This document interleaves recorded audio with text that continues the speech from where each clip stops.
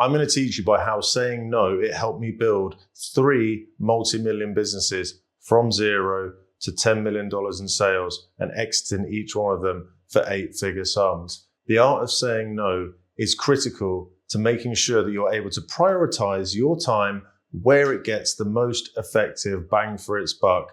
And in this video, I'm going to teach you how, and hopefully without making the mistakes that I made so you can get there even more quickly. So what is the art of saying no? We say no all the time. We say yes all the time.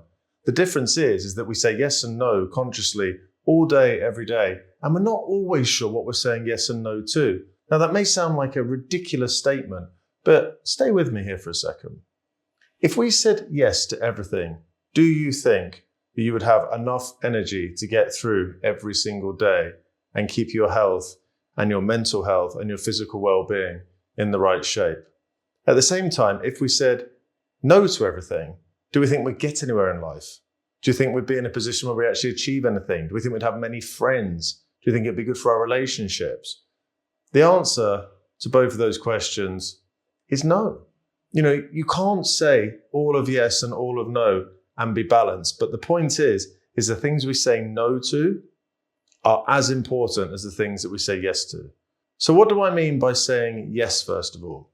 As people, we are pleasers. We want to please everybody. Whatever we're doing in the world, we hate saying no because we think that it's going to come with a negative connotation around who we are as a person and make people not like us. Now, it's easier to say no to your loved ones, to your family, to your friends, to your close acquaintances, because you have that trust and you have that relationship with them where they know who you really are. Now, whilst I am a big believer in 360 life and having balance everywhere to be successful, the point of this video is to talk to you around yes and no in the workplace and in business and why it's so important. So when I started my company, the first thing I did in the first year was say yes to everything. I was exhausted. I nearly burnt out. I nearly gave up because ultimately it wasn't sustainable. Now, there's many of you that may be thinking, well, you have to say yes to everything. Because if you say no, you're not going to learn, you're not going to get involved, you're going to miss opportunities. Well, yes, that's true to an extent. But at the same time, if I'd have said no to a lot of it, I would have not even been bombarded with all these things that weren't helpful for me. The first thing you need to do is really understand who are you as a person and what is important to you. And when you say yes and no to people, it starts to get a bit easier of understanding the right answer if you truly know what you are as a person, who you are in your DNA. So let me give an example. If you were going to do a work project for a colleague of yours, or maybe your boss, and you knew it was an area that you were quite competent in, and you'd done some work there before, but by no means were you an expert, you might want to say yes and take this on because you may feel it could progress your career. Now let's look at this situation in a different way. Let's say that same scenario was playing out, but you were having sleepless nights because either you've got a new baby keeping you up, you may have some problems at home with family or relationships, you may be a little bit unwell or just not feeling great at the moment. In those circumstances, do you think by perhaps saying no to that task that your colleague or your boss has asked you to do may end up actually being a more positive move, not just for you, but for the people that you would be involved with and who you've said yes to, and ultimately for the performance of the business? I'll explain why. So let's say you did say yes to this task and you took it on and you were feeling raring to go, but obviously that's your mindset saying that, but physically you just weren't there or you were a little bit vacant. This would be picked up by people. You may look like you're disinterested. You may look like you're not giving it your maximum effort. You may look like you are not even wanting to be there in the room and that you're just not performing. And you might actually end up upsetting people, or people may feel like they're having a negative experience with why they brought you in or asked you to do this. And they may start to actually doubt your ability.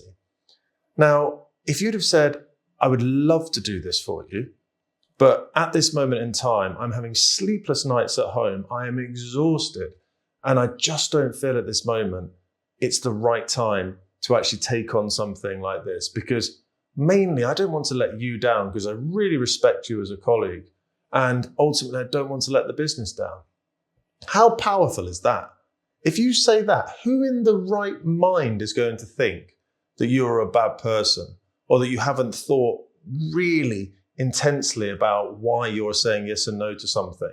This is the most selfless act you can do by saying no in that example, because you're putting the business, you're putting your colleague or your boss before your own needs by actually focusing on your own needs and how you'll be able to show up for that event.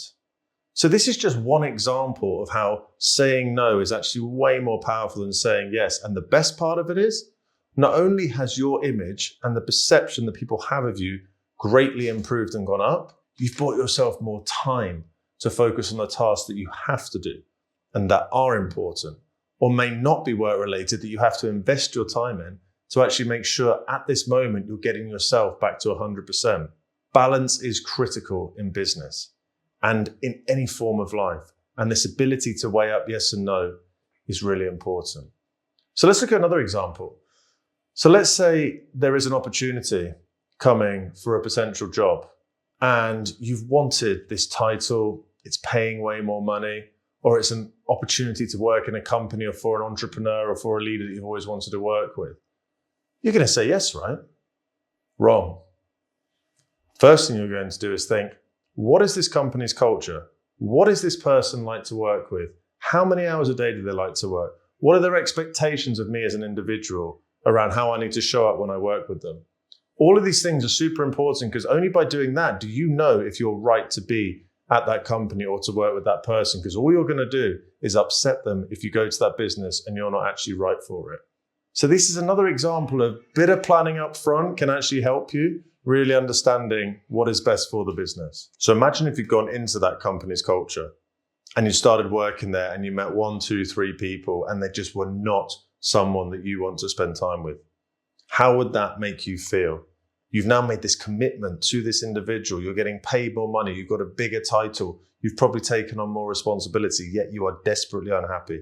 How are you going to deal with that? You're probably going to stay there and see it out for as long as possible until you feel that you can't take anymore.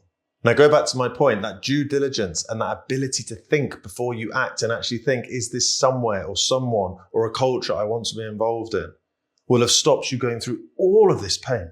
And it will enable you to just make sure that you're making the right decisions around where you show up, how you show up, and who you want to be. You can be a chameleon and pretend for some amount of time, because it's not something that'll be done forever. And people will find you out, they'll understand that you're not happy, and they'll see through you. You have to be genuine to yourself. And by saying no, you can make sure that you do that each time. Now look, whilst the art of saying no is important, and it is a critical component to any success factors, both in business and your happiness, none of it really matters until you are able to truly dissect and understand who you are as a person. In this video, I'm going to teach you about how to truly uncover and unpack who you are in your DNA and show up as your true self.